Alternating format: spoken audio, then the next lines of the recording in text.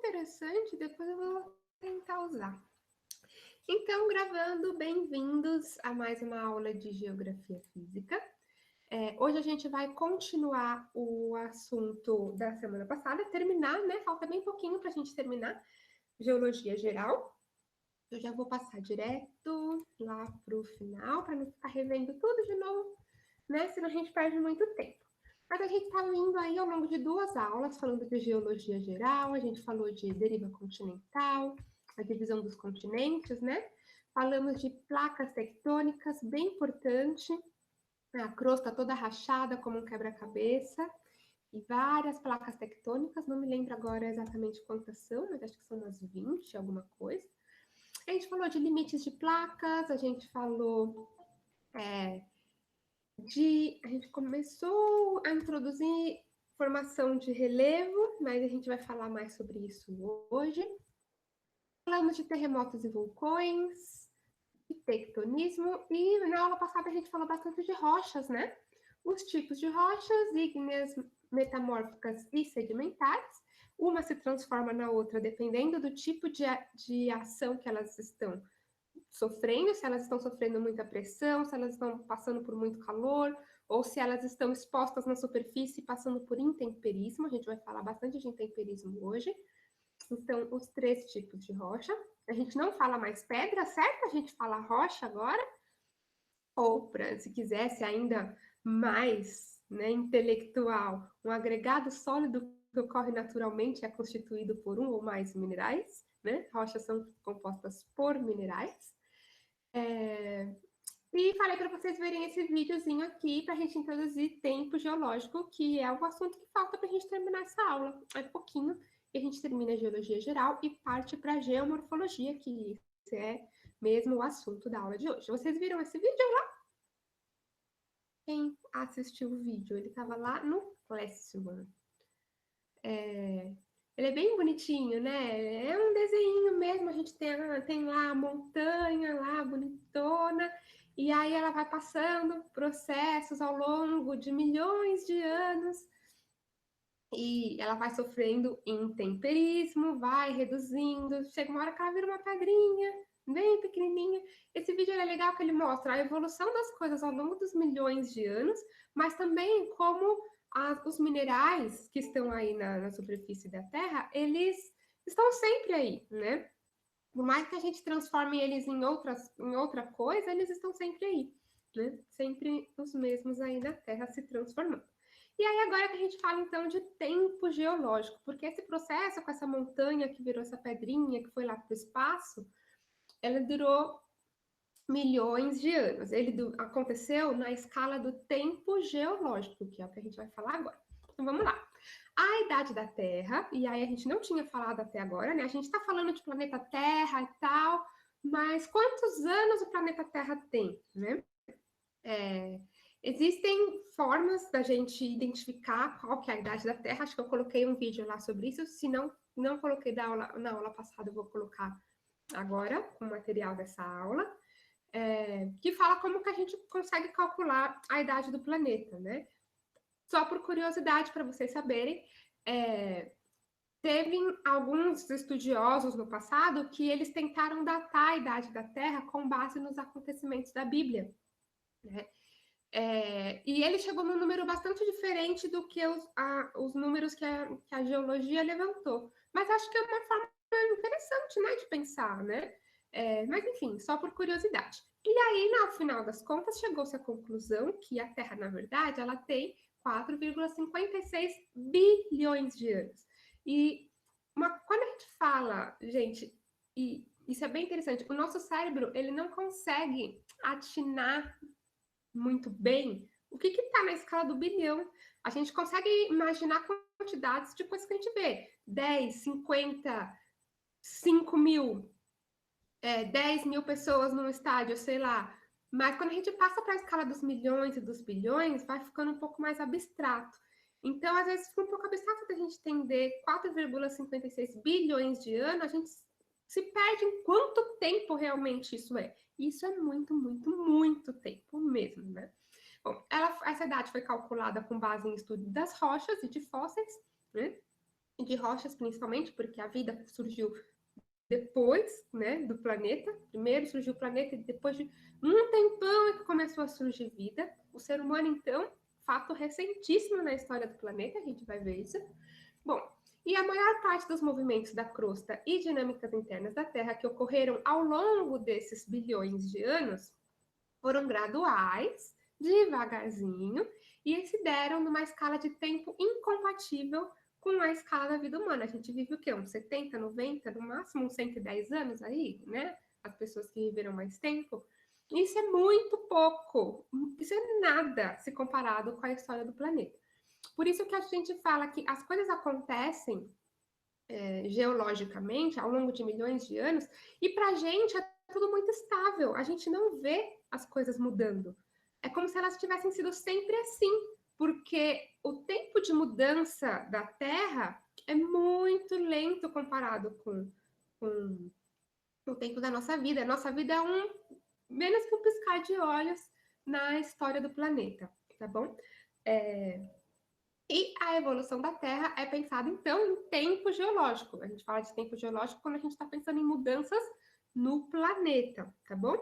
E aí, isso é uma coisa que faz a gente pensar também, por que as mudanças climáticas, elas são um assunto tão importante? Mudanças climáticas aconteceram ao longo da história do planeta, ao longo de milhões de anos. Só que agora a gente está conseguindo vê-las acontecendo no tempo da escala da nossa vida. Isso quer dizer que elas estão muito aceleradas, e por isso que existe uma preocupação, com razão, em torno delas, né?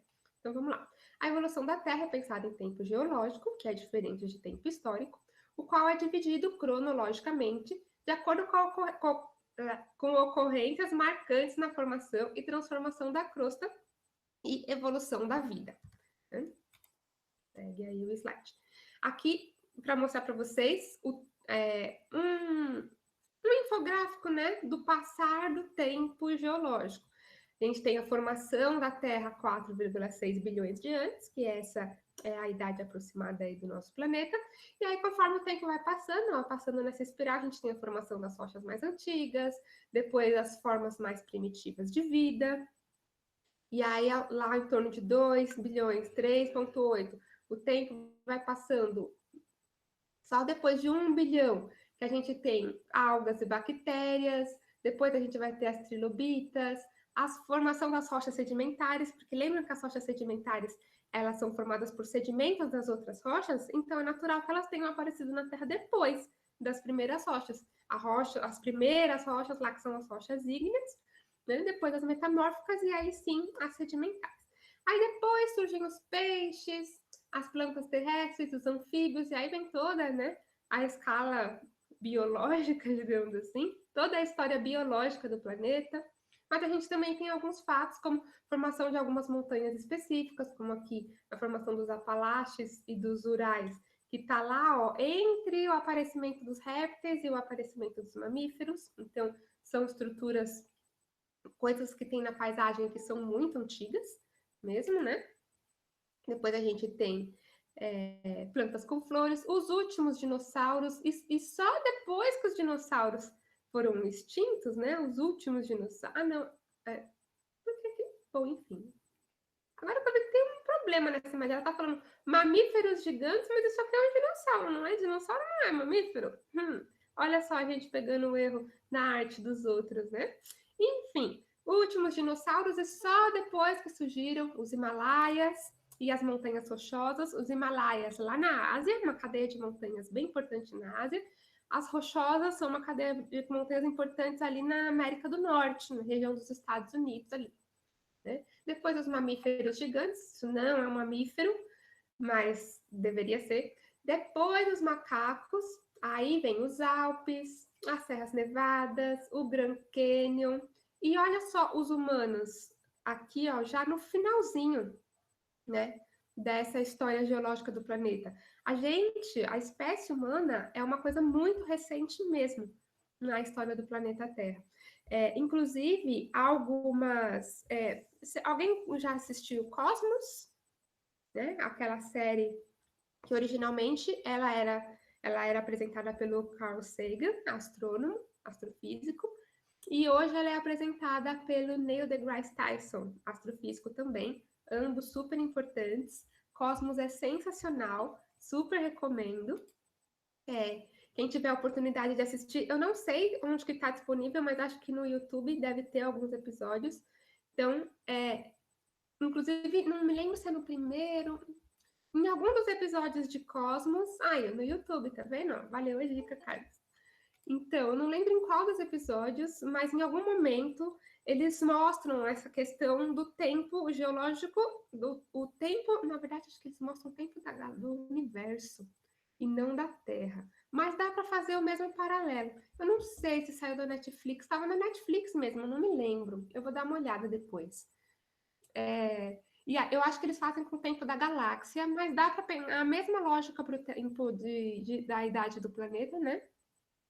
Que mostrava, comparando lá do primeiro dia até o dia de hoje, como se o primeiro dia fosse a meia-noite do dia 1º de janeiro, 0 horas, 0 minutos e 1 segundo, e hoje seria 31 de dezembro, 23 horas, 59 minutos, 59 segundos. É da galáxia, Mas a lógica é a mesma, porque lá ele falava que o ser humano apareceu menos de 1 segundo para faltar, para acabar o ano, seria o dia de hoje. E com a história geológica do planeta é mais ou menos a mesma coisa. A gente colocasse toda a história geológica do planeta dentro de um calendário ou dentro de um dia, os seres humanos só teriam aparecido nos últimos segundos do ano.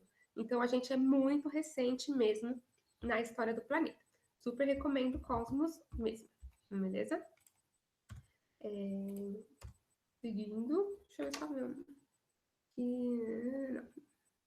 Deixa eu ver o que o pessoal está falando aqui.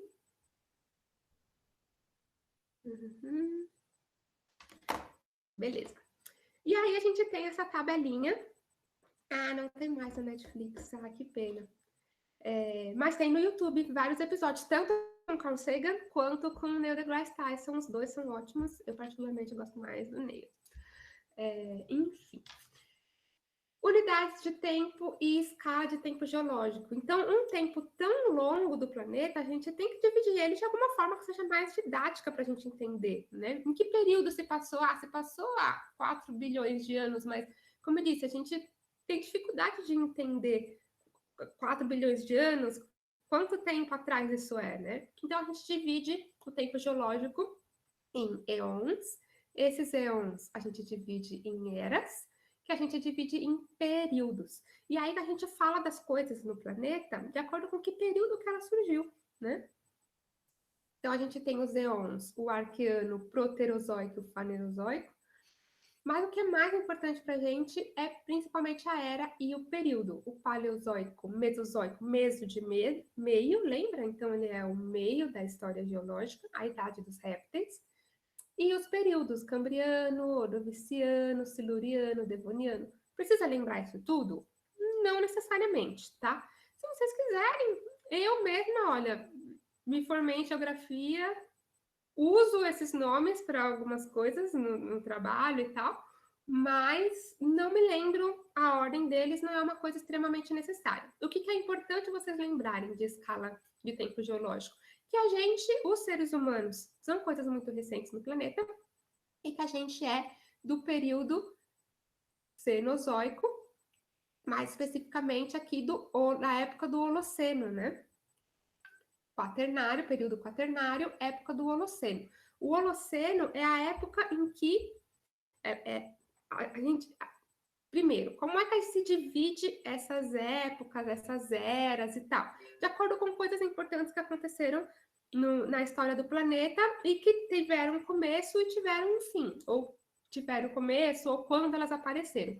Então, por exemplo, o período Mesozoico a gente chama de idade dos répteis, porque foi nesse período, entre o Triássico e o Cretáceo, que aconteceu os dinossauros.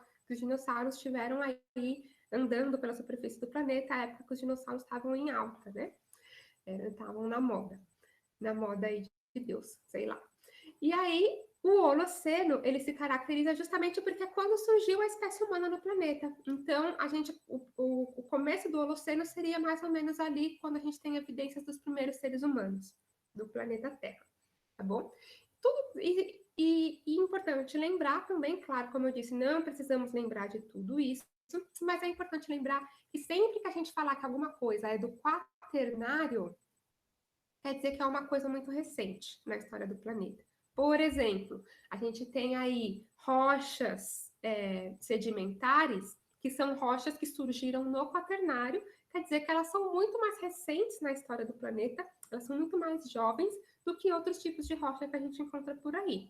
Tá? Às vezes a gente vai ter só essa designação. Ah, são sedimentos quaternários, quer dizer que são coisas recentes na história do planeta, porque o período quaternário é o período mais recente, inclusive é o período que nós estamos, tá bom? Tem muitos estudos aí que já estão batendo martelo sobre o fato de que a gente já está num novo período, numa nova era geológica, que seria o antropoceno, né? Seria a era geológica em que a ação humana tem força suficiente para deixar sua marca no planeta, né? Porque, como eu disse, todos esses períodos eles são divididos de acordo com alguma marca, né, que aconteceu nesse período no planeta. E a gente já tem poder suficiente, digamos assim, os seres humanos já estão alterando a dinâmica do planeta de uma forma que é isso, que mudou a dinâmica mesmo. Então, a gente já deixou a nossa marca no planeta. O planeta já não é mais o mesmo desde a Revolução Industrial, por exemplo. Então, já está se definindo que a gente já está entrando numa nova era, ou já entrou numa nova era geológica, que é o antropoceno. Antropo, que é de ser humano, tá bom? Anotem aí, né? Importante, antropo é relativo a ser humano, tá? Então, sempre que vocês virem antropo alguma coisa, quer dizer que tem alguma coisa a ver com seres humanos. Antropologia, por exemplo, tá bom? E o antropoceno seria esse período geológico em que o ser humano está aí causando no planeta, beleza? Aí aqui, né, alguns exemplos de coisas que aconteceram nesses períodos, né, só para vocês verem. Aqui, na época aqui do Mesozoico, foi quando a gente teve a fragmentação da Laurásia e da Gondwana, um pouco antes da fragmentação da Pangeia, lembram? Ah, legal, beleza, valeu, Alissa. Então, a gente teve a fragmentação da Pangeia ali entre o Paleozoico e o Mesozoico, aquele grande continente começou a se separou em Laurásia e Gondwana, que depois foram se separando demais até a gente ter a configuração dos continentes que a gente tem hoje. Isso aconteceu lá na idade dos répteis, mais ou menos. Antes disso ainda, a gente teve a formação do Varvito. O que é o Varvito? Isso é mais uma curiosidade, tá? Mas o Varvito é um tipo de rocha que acontece em Itu, no interior de São Paulo. Tem um parque lá, o Parque do Varvito. Essa foto é de lá. Vocês estão vendo esse monte de listra nessa imagem? O que é isso? É um paredão rochoso que tem lá, todo listrado. Cada uma dessas listras, ela representa como se fosse um ano, né? Aquilo tudo, toda aquela região ali de Itu e tal, antes da fragmentação da Pangeia, era uma região glacial, então era gelo, era muito frio, e ali tinha um lago glacial e iam várias camadas e camadas de sedimentos iam se acumulando no fundo desse lago. Então acumulava uma camada, acumulava uma camada mais grossa, ou mais fina, ou mais clara, ou mais escura, numa época do ano, sei lá, no verão, que tem época de degelo, né? Então a gente tem a neve derretendo e trazendo mais coisa para o fundo desse lago, então acumulava uma camada. Aí no inverno acumulava coisas diferentes ou com menos intensidade, no verão acumulava de novo, e isso ia formando camadas e camadas e camadas, e com o tempo foram se solidificando e virando rocha, que é esse tipo de rocha que a gente tem ali em Itu, onde a gente tem lá o Parque do Varvito, dá para ver bem legal as camadas de rochas.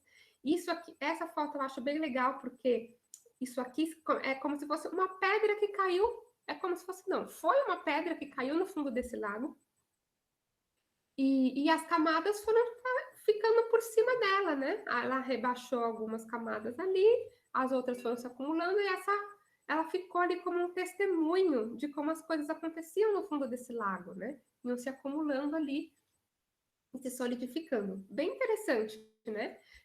Foi descoberto isso por causa da mineração, né? Existem esses paredões rochosos porque foi retirado muito material para mineração e tal, um tipo de rocha bastante específico, mas o que sobrou ficou lá e fizeram esse parque para preservar, e é muito legal para a gente entender um pouco da história geológica do planeta e entender que, de fato, a gente tinha outros climas aqui. Onde hoje é o estado de São Paulo era frio, era gelo, a gente tinha lagos de gelo, né? Que era o caso desse lago aí, do Barvinho, beleza? Só por curiosidade, mas também para a gente ver como o clima muda de acordo com como a geologia muda mesmo, né? E como que a história geológica é tão antiga que coisas que a gente nem imagina podem ter acontecido. Vocês já ouviram falar, por exemplo, de lugares em que e eu já vi vários documentários que sempre trazem alguma coisa do tipo, existem, no topo daquela montanha existem rochas de fundo de mar. Vocês já devem ter visto isso em algum lugar, algum documentário sobre algum lugar, porque isso é real, né? A dinâmica da Terra muda de uma forma em que hoje o que está aqui na superfície um dia pode ter estado lá no fundo do mar mesmo, né? Mas a história geológica é tão longa que a gente não vai ver acontecendo mesmo no tempo da nossa vida, uma mudança como essa, beleza? Então, vamos lá. E aí, a contemporaneidade dos fenômenos, né? A dinâmica da Terra é ininterrupta e, mesmo que a gente não perceba, esses fenômenos, eles continuam acontecendo. Esse daqui é aquele site dos terremotos que eu mostrei para vocês na aula passada. Tem terremoto acontecendo aqui no planeta o tempo inteiro. Inclusive, né? Eu mostrei para vocês o site na aula passada, e no sábado a minha mãe me ligou enquanto ela estava falando comigo no telefone. Ela falou: Nossa, a porta aqui do apartamento está tremendo. Eu falei: Vixe, né? Toma cuidado, qualquer coisa sai correndo daí. Eu falei: Mas será que foi algum tremor? Eu falei: Tem um site de terremoto. Eu vou entrar e vou ver se teve algum terremoto aí perto, se teve algum tremor, alguma coisa, algum abalo sísmico, né? Porque às vezes acontece, a gente sentia aqui alguns abalos sísmicos mesmo. E não tinha nada, eu acho que devia ser só, sei lá, um caminhão pesado passando, alguma coisa assim.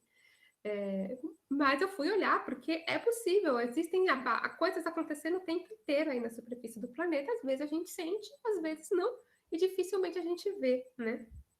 Bom, apesar de não notarmos a ocorrência da maioria dos fenômenos, alguns são intensos e com consequências bastante contemporâneas. Por exemplo, essa notícia aqui, de 2 semanas atrás, eu acho, 22 de maio, terremoto na China deixa pelo menos 3 mortos em Yunnan. 27 ficaram feridos, 3 sofreram lesões graves, 4 tremores foram registrados em seguida. Ou seja, eles podem ser intensos ou eles podem ser nanicos de nada e a gente nem sentir, tá bom? Mas sempre estão ocorrendo, não são fatos totalmente isolados, beleza? Qualquer época do ano que você jogar no Google terremoto e der notícias, ele vai falar que teve terremoto em algum lugar, beleza? E aí, pergunta para vocês: terremotos matam? São os terremotos que matam? Ou o que mata? Vocês sabem me dizer? Os terremotos matam?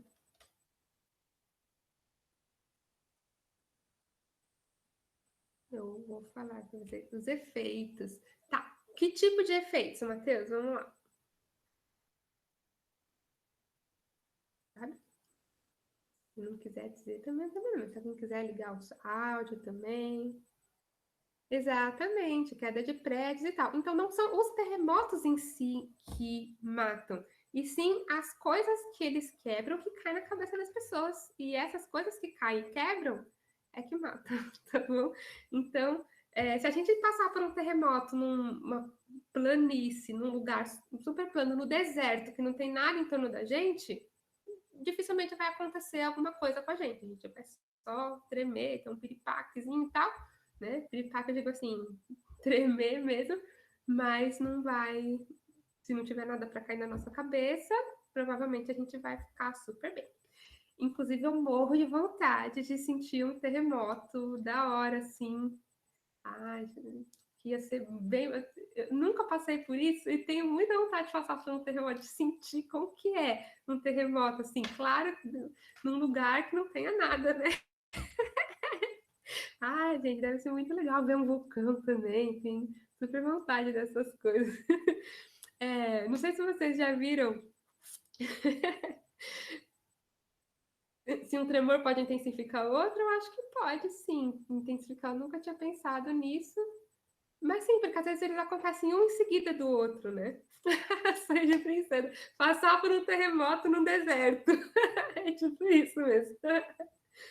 Inclusive, vocês já devem ter visto, tinha uma série que chama O Mundo Segundo os Brasileiros, que são brasileiros vivendo em outros países e contando como que é a vida lá. Uma vez eu assisti um episódio de um cara que foi morar em Santiago do Chile, e ele disse que no segundo, terceiro dia dele lá, sei lá, ele teve um terremoto super forte. E como lá tem muitos terremotos, a arquitetura já é meio que adaptada a isso, né? Os prédios já são construídos de forma a aguentar o tranco dos terremotos. E aí ele disse, pois é, e aí ele disse que ele estava no apartamento e de repente começou a tremer e o quadro que estava numa parede foi parar na outra e as coisas começaram a cair e ele ficou super assustado porque ele nunca tinha passado e aí ele pensou, meu Deus, o mundo acabou lá fora. E disse que quando passou e ele saiu, era vida normal lá fora, como se nada tivesse acontecido. Tipo, dane-se, sabe? É tão normal aquilo, tão corriqueiro o terremoto para eles, que foi só mais um. E para o cara que era novo ali, que nunca tinha passado por isso, ele ficou super assustado, né? Eu, sei lá, tenho vontade de passar por essa experiência aí. Vamos ver. Sem morrer, né? Por favor. Mas vamos lá. E aí, outra questão aí da contemporaneidade dos fenômenos é a rachadura gigante no Quênia. Essa notícia, ela acho que é de 2018, 2019, mas ela fala dessa rachadura gigante no Quênia, mostra que a África se dividirá em duas. Olha só, uma estrada, tá vendo? E os carros passando ali na estrada e essa rachadura enorme no chão, né? Bom, essa rachadura gigante no chão e começando a dar problemas na estrutura mesmo, na infraestrutura do país, né? Quênia fica lá na África. E por que que isso está acontecendo? E aí eu vou voltar um pouquinho esse slide só para mostrar para vocês. Lembra que eu falei para vocês prestarem atenção aqui, aqui. Esse mapa, ele mostra onde a gente tem placas, justamente. Onde a gente tem os limites das placas tectônicas e a gente tem ocorrência aí de terremotos e vulcões, principalmente onde a gente tem limites de placas, certo? E eu falei para vocês prestarem atenção aqui na África. A gente tem um monte de terremoto, e inclusive alguns vulcões, mas a gente não tem limite de placa, né? Então, isso daqui, esse fato da gente ter terremotos e vulcões ali onde a gente não tem limite de placa, tem tudo a ver com essa tal dessa rachadura gigante no Quênia. Vamos lá. Deixa eu voltar para a rachadura. Essa rachadura gigante no Quênia. O que acontece? Nessa região da África, a gente tem o que a gente chama de Rift Valley, né? Que é o Grande Vale de Rift, Grande Vale do Rift, o Rift Valley, que é uma região ali da África em que começaram a notar que a placa está começando a rachar. A placa tectônica africana, a placa africana, ela está começando a rachar mesmo. E é como se ela estivesse se dividindo em duas. Claro que a gente não vai ver do dia para a noite ela se dividir, a África se dividir em duas assim. Isso vai acontecer ao longo de milhões de anos. Mas está acontecendo, pouco a pouco. E essa rachadura gigante serve para provar isso. Nessa região a gente tem um grande vale, por isso que ela é chamada de Rift Valley, né? Que é uma área do relevo que ela está mais rebaixada mesmo. E ela está mais rebaixada porque a gente tem a estrutura se separando e abrindo um buraco e as coisas rebaixando ali dentro. Por isso que ela é mais rebaixada, né? Então é possível que daqui a alguns 1000 anos, sei lá, uns 5, 10 mil anos, a gente tenha a África realmente dividida em duas e uma nova placa tectônica, onde antes a gente tinha só a placa africana, a gente vai ter a placa africana e a placa Somali, que já estão dando nome para ela, de placa Somali, em placa, ó, em processo de formação, está em espanhol isso aqui. mas em processo de formação, essa placa que está surgindo porque a placa africana está rachando em duas aí, né? É o caso mais emblemático no planeta que a gente tem de tectonismo bastante recente, assim, né? Bem legal, né? Será que a gente vai viver para ver isso? Não sei. Acho que não, porque a história, porque o tempo geológico é muito longo, mas seria bem legal, né? Bom, e aí acabamos então o conteúdo dessa aula. E aí, para lembrar, eu já tinha passado alguns filmes para vocês. O Núcleo, é bem legal esse filme. Ele é sobre o núcleo da Terra parando de girar, e aí os cientistas vão tentar fazer ele girar de novo, porque isso tem implicações no magnetismo e várias coisas climáticas do planeta e tal. É um filme já antigo, mas bem legal para ver um pouco sobre a estrutura interna do planeta. Terremoto, a Falha de San Andreas, que é um filme que explora a Falha de San Andreas, que fica lá nos Estados Unidos, um limite de placa transcorrente, divergente, convergente e transcorrente, né? É porque eu confundo falha com limite de placa. A gente já vai ver isso. Então, ele explora a questão desse limite de placas ali em San Andreas, região ali da Califórnia, tá? Nos Estados Unidos. E terremotos que acontecem por causa disso, tem uma pegada geológica também. 2012, que também é desastre aí, fim de mundo, apocalipse, com relação a coisas acontecendo na geologia do planeta. E o Pompeia, que é com o Jon Snow, do Game of Thrones, na Itália. Pompeia é uma cidade da Itália, foi uma cidade da Itália, ou é, não sei se ela ainda existe, que fica perto do vulcão, o vulcão Vesúvio, que teve uma erupção fortíssima aí lá na época do Império Romano, e hoje é um dos sítios arqueológicos mais importantes do mundo, justamente porque a forma como teve a erupção e cobriu tudo de cinzas preservou muita coisa da história, então é bem interessante, tem vários documentários sobre isso no YouTube, mas o filme também é bem legal, e ele é sobre a erupção vulcânica e tal, bem bacana. Beleza, gente? Então, acabamos geologia geral e vamos partir um pouquinho para a geomorfologia, tá bom? A gente vai começar a aula de geomorfologia. Vocês têm alguma dúvida, alguma curiosidade, alguma coisa que vocês queiram discutir, falar, desabafar, pensar a respeito, alguma angústia? Pode falar. Medo de vulcão, medo de terremoto. Queria também um terremoto aqui para sentir. Não, aqui não, porque minha casa não ia aguentar um terremoto de jeito nenhum. Talvez lá no. Não, aqui eu não quero, não. Eu quero longe daqui, num lugar que eu sei que não vai cair nada na minha cabeça. Eu também tenho muita vontade de ver um vulcão. Inclusive, eu quase tive a oportunidade de ver, mas não rolou. Eu me inscrevi para apresentar o meu TCC no encontro de geógrafos que ia acontecer em Quito, no Equador. Ali na região de Quito, ali no Equador tem alguns vulcões, né? Ativos e inativos. E aí, um dos passeios desse congresso que ia ter seria para conhecer um vulcão, mas o dinheiro não deu. E aí eu não pude ir, né? Não ia dar para comprar passagem nem nada, mas um dia eu ainda vou ver um vulcão. Sim, mas sabe, os terremotos não, mas os vulcões, eles costumam dar sinais, assim, de que eles vão entrar em erupção. Em geral, eles não entram em erupção de um minuto para o outro. Eles costumam dar sinais, tipo, alguns dias antes eles começam a emitir uma fumacinha, tem um terremotinho, alguma coisa, então o pessoal já fica meio esperto.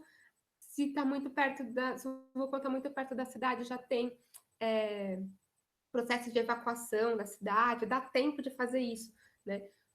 O terremoto vem mais de repente, mas os vulcões não. Os vulcões, eles dificilmente eles entram em erupção de uma vez.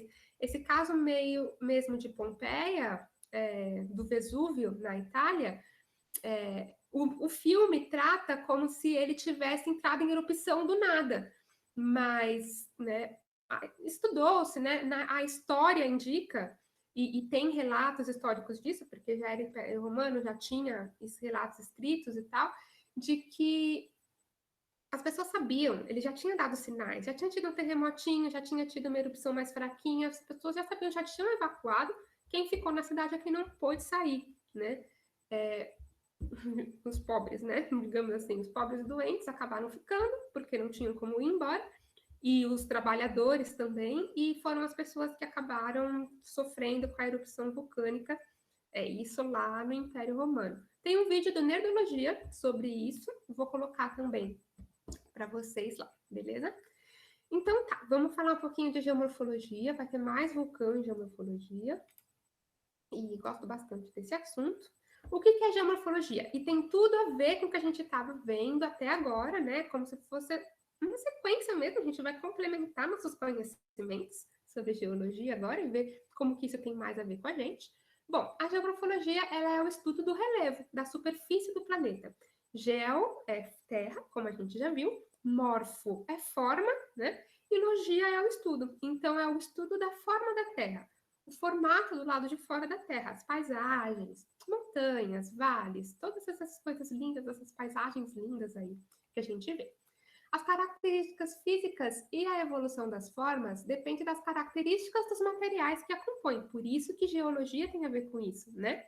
A gente viu que a gente tem 3 tipos de rochas, algumas são mais frágeis, outras são mais resistentes, e essas características elas vão definir em que forma a Terra tem. A gente já vai ver isso. E os processos que atuam sobre ela. Então, aqui, só para vocês verem o que a geomorfologia vai estudar, o que é o relevo que a geomorfologia estuda. Essa é toda a superfície do planeta. As serras, as montanhas, ó, né? Tudo a superfície. Depressões, planaltos e as rochas que vão embasar essas formas também.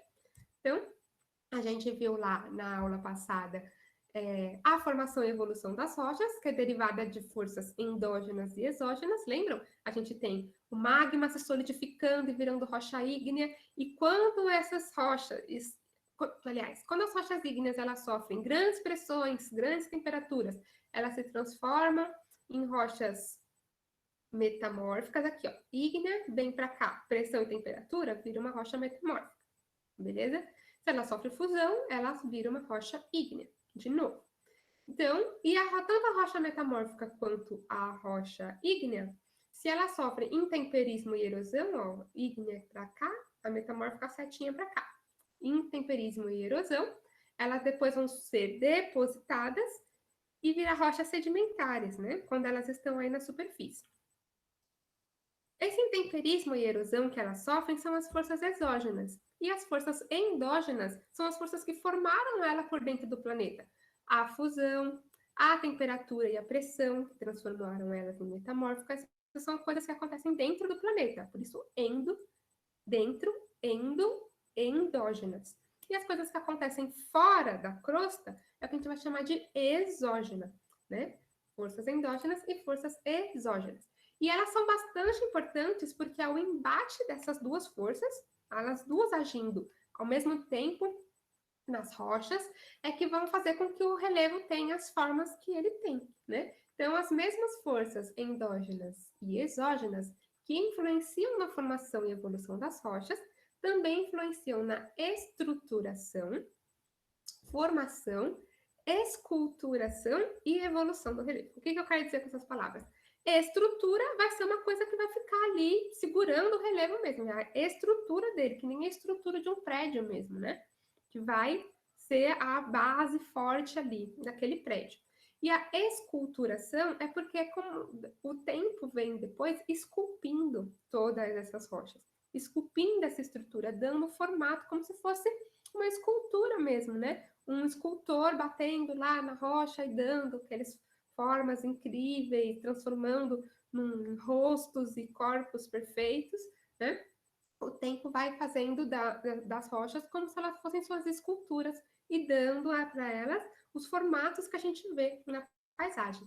fazendo com que esse relevo evolua, beleza?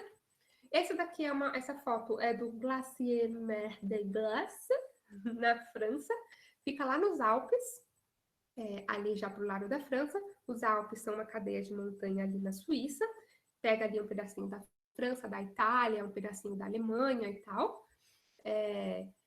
E tem esse glacier. O que é um glacier? Ele é uma geleira. E eu acho que essa foto e os glaciers, principalmente, eles são exemplos bem legais desse embate de forças, porque a gente tem a formação das montanhas, que acontecem de dentro para fora do planeta, lembram? O calor do planeta vai empurrando a crosta e fazendo com que surjam as montanhas e tal. E aí a gente tem no meio das montanhas esse vale aqui, ó, enorme, sei lá, essa pista, parece uma pista, né? Que isso foi formado pelo quê? Pelo gelo, a neve que caiu ao longo do tempo, e conforme a neve caía, ficava ali, se transformava em gelo, porque muita neve compacta, né? Neve em cima de neve, o que tem embaixo vai transformando em gelo mesmo.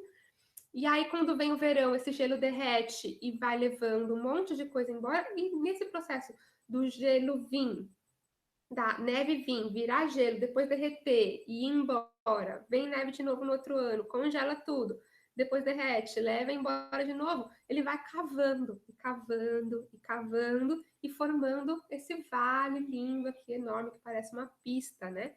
Então, eu acho que isso é um exemplo bem legal de como que a gente tem forças endógenas de dentro do planeta, criando essa estrutura toda, e depois vem o tempo, o clima, a água, cavando e cavando e fazendo com que, dando para essas rochas outro formato, beleza? É isso que ele tá falando? A Mulher da Pedra em Teresópolis. Eu não conheço essa. Eu vou dar uma procurada no Google, será que tem? Deixa eu dar uma olhada, porque aí eu já mostro para todos.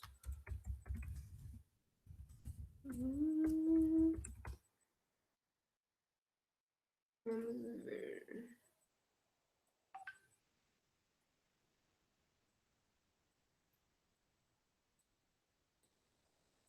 Ah, sim. Deixa eu jogar aqui. Esse aqui, né?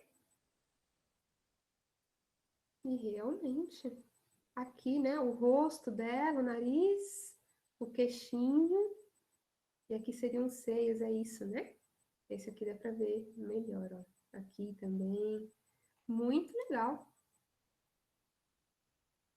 Sim, ó, com certeza. Pessoalmente deve ser bem mais legal de ver. Mas é bem bonito mesmo. Mas eu não conhecia esse. Tem também aquele O Dedo de Deus, né? Enfim, são todos formatos aí que o tempo vai dando para as rochas, né? É o intemperismo e a erosão, que a gente vai ver um pouquinho mais sobre eles agora. Obrigada, Yasmin, aí, pelo exemplo. Muito bom, gostei bastante. E aí, perfeito para a gente falar agora, então, sobre intemperismo e erosão, que são muito importantes aí para a formação do relevo. Obrigada mesmo, Yasmin. Só que um pouco antes, a gente vai falar, sim, sobre intemperismo e como acontece essa esculturação, perfeito. Mas primeiro vamos falar de como acontece a estrutura, como que ela surge, né? Então, a gente classifica aí as forças como endógenas e exógenas, e as forças endógenas são essas que vêm de dentro do planeta e a gente chama elas de forças tectônicas, porque elas têm tudo a ver com a questão das placas tectônicas, com a movimentação das placas, a dinâmica delas, tudo isso.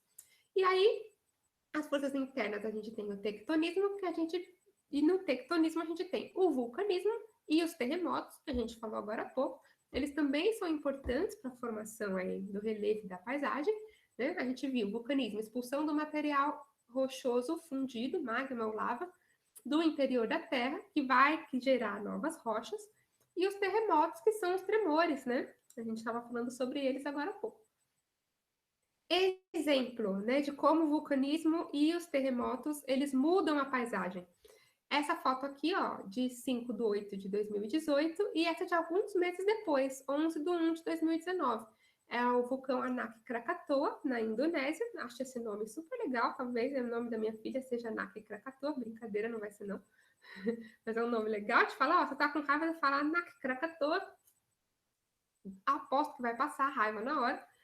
Mas olha só, como que ele era em agosto e como que ele ficou em janeiro, depois de uma grande erupção. Então, para vocês verem como a força interna do planeta consegue mudar a paisagem em questão de pouco tempo, né? Essa estrutura aqui do vulcão, ela colapsou depois dessa grande erupção, se espalhou aí no mar, por isso que a gente tem essa mancha aqui, né? Que é os sedimentos dele, terra mesmo no mar, né? Que acabou acumulando.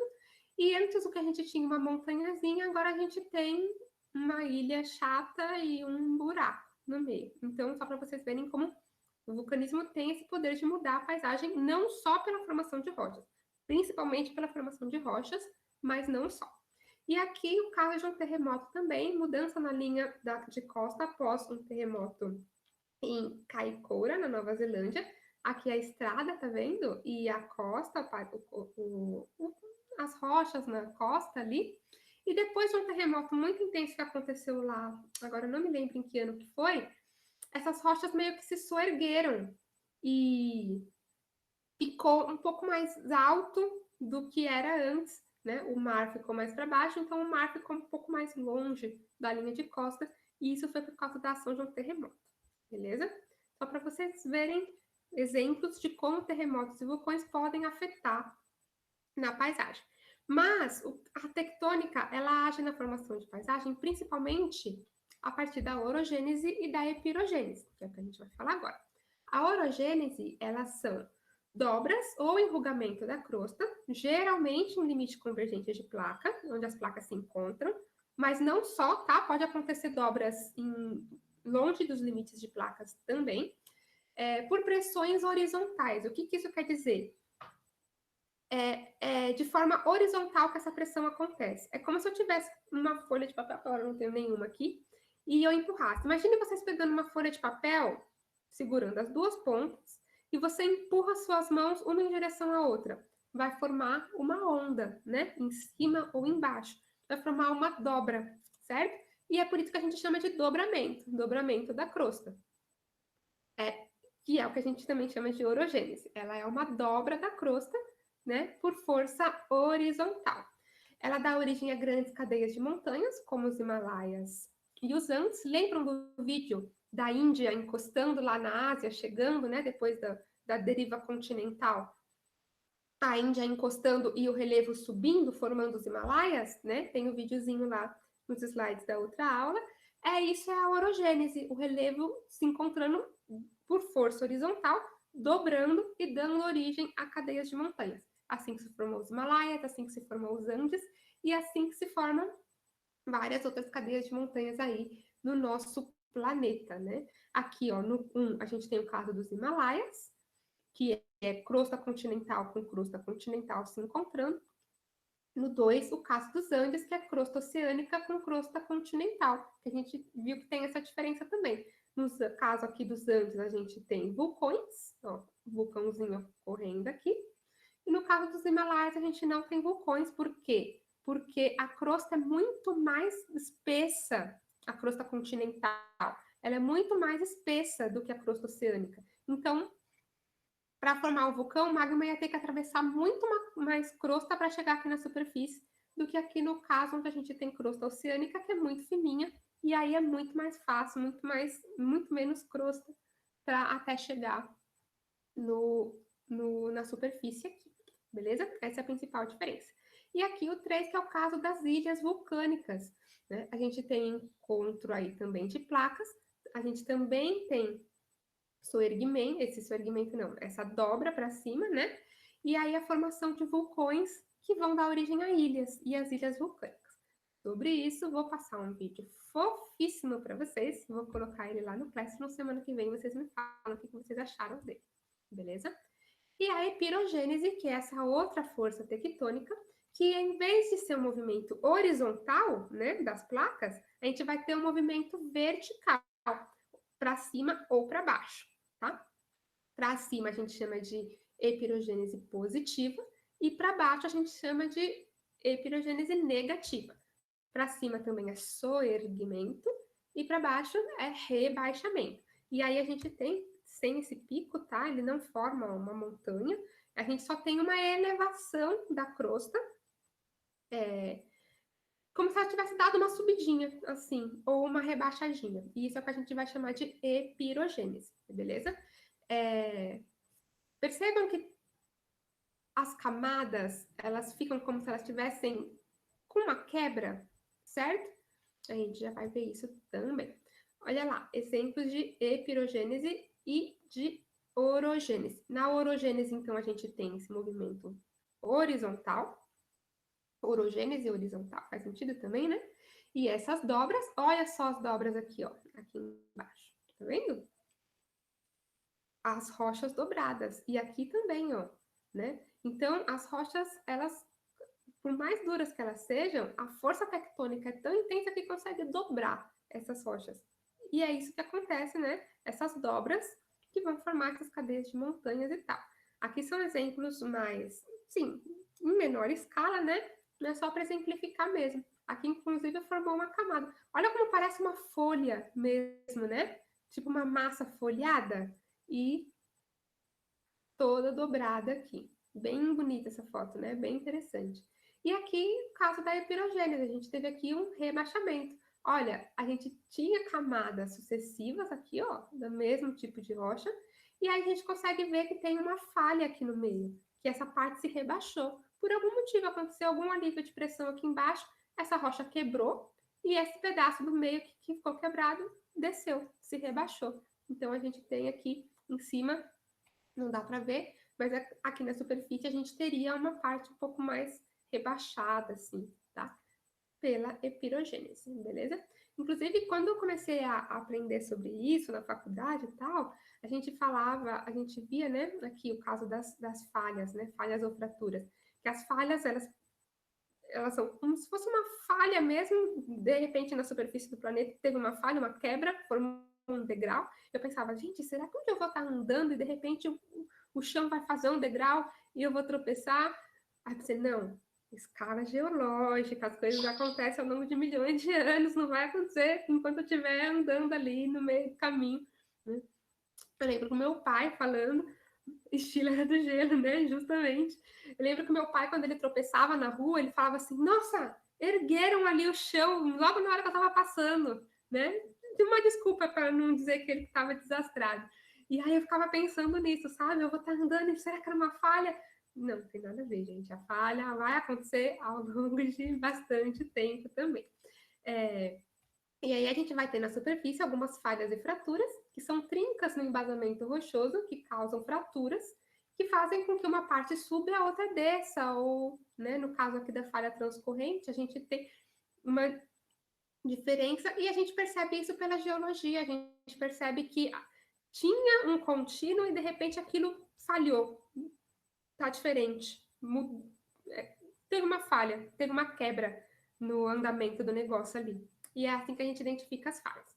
Exemplo bem legal de falha, então eu aderi completamente a essa história do meu pai aí de erguer a hora que eu estava passando, e várias outras histórias também.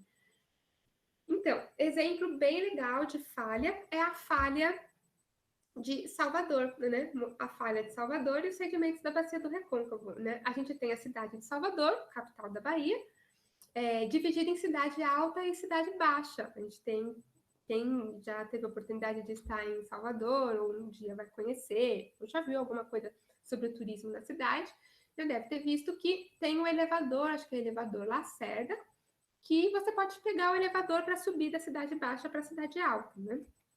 Onde tem, acho que o mercado municipal de Salvador aqui e tal. E essa diferença é justamente por causa de uma falha, né? A gente tinha, olha, o embasamento e olha como ele foi parar lá embaixo. O mesmo tipo de rocha que se encontra lá embaixo no fundo do mar é a mesma que a gente encontra aqui na costa, né? Então isso demonstra que teve uma falha e aí essa diferença foi toda coberta por sedimentos, olha, vários tipos de sedimentos, né? Até chegar a essa altura aqui, a gente tem essa divisão hoje, Olha lá, cidade de Salvador, cidade baixa e cidade alta, né? E o elevador aqui, ó, esse mesmo elevador, né? Para a gente chegar de um ponto ao outro. Claro que dá para dar a volta, né? Tem escadão também, tudo. Mas nesse ponto aqui, que é um ponto bastante turístico da cidade, resolveram fazer esse elevador para facilitar aí a vida de quem precisa ir de um lugar para o outro. Aqui embaixo tem o porto, tem o mercado municipal, lá em cima tem o Pelourinho e tal. Identificam que é a mesma rocha pelas características dela mesmo. No caso ali do recôncavo baiano e tal, e indo mar adentro, a gente tem extração de petróleo, né?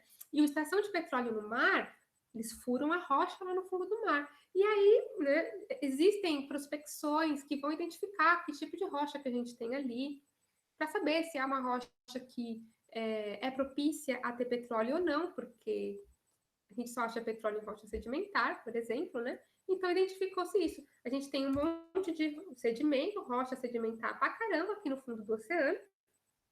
E em algum momento, sei lá, cavaram e descobriram que é o mesmo tipo de rocha que a gente tem lá no fundo. Não necessariamente nessa parte cavaram e descobriram, mas há prospecções geológicas ao longo de toda a costa e, enfim, é assim. Beleza, gente? E por hoje, então, é isso. Na próxima aula, a gente vai falar de forças exógenas, esculturação do relevo, e as esculturas, e um monte de fotos de paisagem bonita para vocês verem. Mas por hoje, a gente fica com forças endógenas, que tem tudo a ver com geologia que a gente estava vendo. E semana que vem a gente continua.